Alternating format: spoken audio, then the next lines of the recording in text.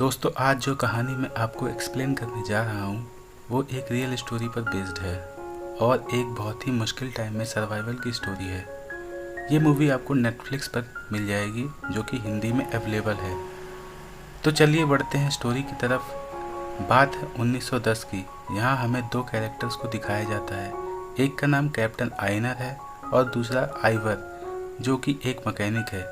बात है Christmas night की, जब कैप्टन आइनर अपने साथियों से अपने अगले मिशन पर चलने के लिए कहता है, लेकिन उनका कोई भी साथी राज़ी नहीं होता। लेकिन आइवर उनके साथ जाने को तैयार हो जाता है। वो बहुत ही ज़्यादा एक्साइटेड होता है क्योंकि उसने उनके बारे में कहानियाँ सुनी होती है। टीम के बाकी साथी आइवर को इस सफ़र पर जाने के लिए रोकते हैं क्योंकि आइवर कोई खोजी नहीं होता है और इस सफ़र पर काफ़ी रिस्क होता है।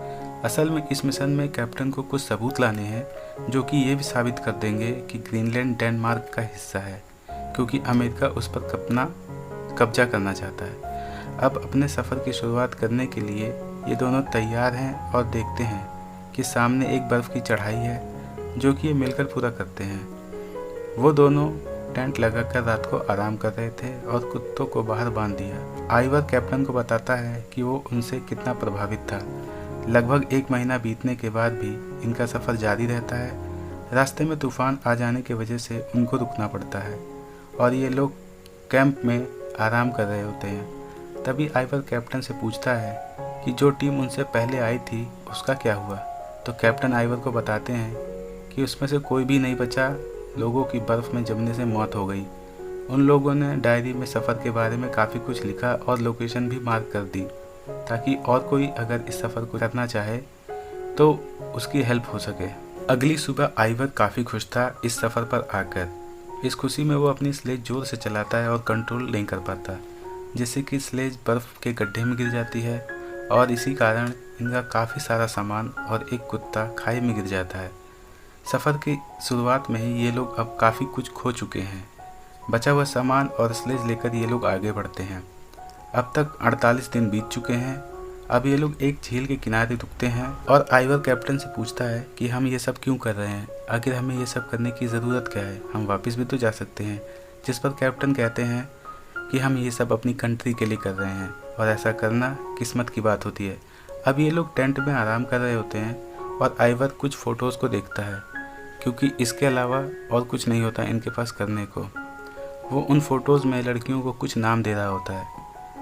अब इसमें से कैप्टन भी एक लड़की को सेलेक्ट करता है और उसको नाया नाम देता है। दिन पे दिन बीते जा रहे थे और अब भी इनको अपनी मंजिल नहीं मिली थी। इसी बीच इनका कुकिंग स्टोव ख़राब हो जाता है, लेकिन आइवर एक मैकेनिक होता है तो उसे वो ठीक कर देता है।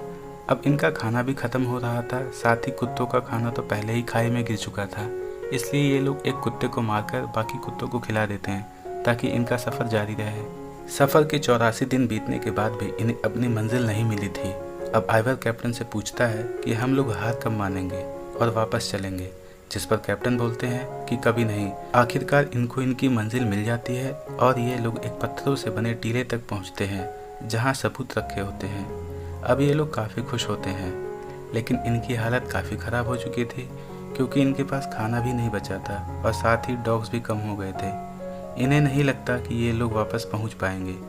टीले में रखे सूप को पीने के बाद ये लोग वापस जाने लगते हैं। कुछ दूर चलने के बाद इनका एक कुत्ता और मारा जाता है। अब आइवर उस कुत्ते का लीवर उबालकर कैप्टन को देते हैं और खुद भी खाता है, लेकिन तुरंत ही उल्टी कर देते हैं। इसी तरह से इनका सफ़र आगे बढ़ता रहता है। एक जगह रुक कर ये लोग आराम करते हैं और आइवर शिकार करने चला जाता है और वापस आकर देखता है तो एक पोलर बियर उनके कुत्तों को मार देता है और कैप्टन को घसीटते हुए ले जा रहा होता है। भालू का वजन ज़्यादा होने की वजह से दोनों पानी में गिर जाते हैं, लेकिन आइवर कैप्टन को पानी से निकाल लेता है और कैंप में लिटा देता है। अब इनके पास सिर्फ एक ही डॉग बचा है जिसकी हालत ख़राब है और सुबह होने तक वो भी मर जाता है।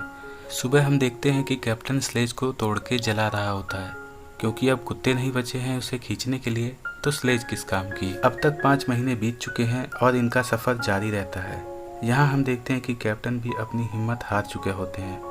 उसे लगता है कि वो लोग वापस नहीं पहुँच पाएंगे, इसीलिए ये लोग पत्थरों का एक टीला बनाते हैं और सबूत को उसमें रख देते हैं ताकि जब खोजी दस्ता इनको ढूंढने आए तो उन्हें ये सबूत मिल जाए। कुछ दिनों और सफ़र करने के बाद वो लोग अपने शिप एलाबामा पर पहुंच जाते हैं, जहां ये देखते हैं कि इनको ले जाने वाला कोई भी क्रू मेंबर नहीं बचा होता है। वो लोग जहाज़ के पुर्जों से 2 हट बना देते हैं और उसमें 1 साल तक का खाना छोड़ कर जाते हैं।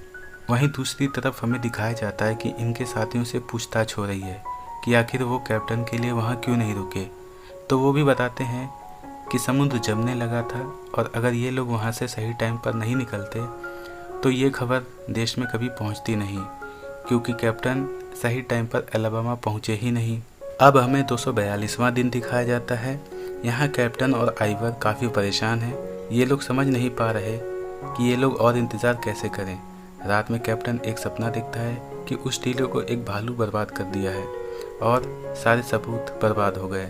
सुबह होती है तो कैप्टन उन सबूतों को वापस टीले से लाने की ठान लेता है और आइवर कहता है कि हमें एक नोट लिख कर जाना चाहिए ताकि कोई भी यहाँ आए तो उसे पता चल जाए कि हम लोग सबूत लेने गए हैं। लेकिन कैप्टन नहीं मानता और बोलता है कि कोई भी वहाँ नहीं आने वाला है। अब ये लोग एक लंबा सफ़र तय करके उस टीले तक पहुँच जाते हैं।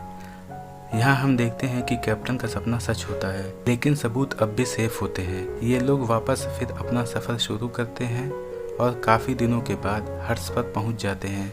यहाँ वो देखते हैं कि उन्हें रेस्क्यू करने कुछ लोग आए थे, क्योंकि वो एक नोट वहाँ छोड़ कर जाते हैं। अब इन दोनों की बची कुची उम्मीद भी जवाब दे चुकी थी। यहाँ कुछ दिन बीतने के बाद इन दोनों की हरकतें अजीब होने लगी थी।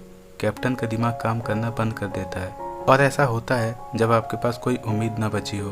कैप्टन जहाज के पोल पर चढ़कर देखता है कि वहाँ एक हॉट बैलून में बैठकर नाया आती है, जो कि उसके लिए वहाँ आती है।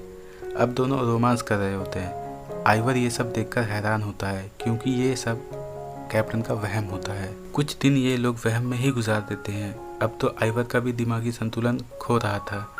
आइवर अपने सपने के बारे में कैप्टन को बताता है, जिससे कि नाया का जिक्र होता है। अब कैप्टन को आइवर से जलन होने लगती है। उसे लगता है कि आइवर ने उसकी गर्लफ्रेंड चुरा ली। कैप्टन आइवर पर हमला करने लगता है। आइवर किसी तरह से अपनी जान बचाकर हट में आता है। तभी कैप्टन भी वहां आ जाता है और बंदूक से गोली चला देता है, लेकिन आइवर लकी होता है कि उसको गोली नहीं लगती है। यहाँ कैप्टन को समझ आता है कि नाया रियल नहीं है। अब ये एक दूसरे को समझ लेते हैं और तभी हट पर एक भालू हमला कर देता है। अब इनके पास सिर्फ एक गोली बची है और इसीलिए ये लोग हट के अंदर से ही अजीब अजीब आवाज़ों में चिल्लाने लगते हैं और इनका प्लान काम कर जाता है और भालू वहाँ से भाग जाता है। अब आइवर जल्दी से गन लाता है और ये दोनों हट में ही सो जाते हैं। तभी कैप्टन को कुछ आवाज़ सुनाई देती है और ये दोनों एक साथ बंदूक लेकर बाहर निकलते हैं, लेकिन वहाँ भालू नहीं होता है, बल्कि उनकी ही टीम के लोग वापस लेने उनको आए होते हैं। अब हम लोग ये देखते हैं कि ये लोग अपने शहर में हैं और काफ़ी तैयार भी हैं, क्योंकि इनको इनकी बहादुरी के लिए सम्मानित किया जाएगा। तभी कैप्टन को रियल नाया मिलती है और वो सोचता है कि ये एक वहम है और आइवर कैप्टन को समझाता है कि ये रियल नाया है, कोई वहम नहीं है। अब इन दोनों को अवार्ड देकर इनका सम्मान किया जाता है और मूवी यहीं पर एंड हो जाती है। इसके बाद मूवी से रिलेटेड कुछ फैक्ट्स दिखाए जाते हैं और कुछ फ़ोटोज़ भी दिखाए जाते हैं। ये मूवी एक रियल सर्वाइवल स्टोरी पर बेस्ड है, जो कि हमें बुरे हालातों में भी हार न मानने की प्रेरणा देती है। आप लोग बताइए आपको कैसी लगी ये मूवी, और वीडियो अच्छी लगी हो तो लाइक कर देना और दोस्तों के साथ शेयर भी। ऐसे ही वीडियो देखने के लिए चैनल को सब्सक्राइब करना मत भूलना। हम मिलते हैं नेक्स्ट वीडियो में, तब तक के लिए टेक केयर।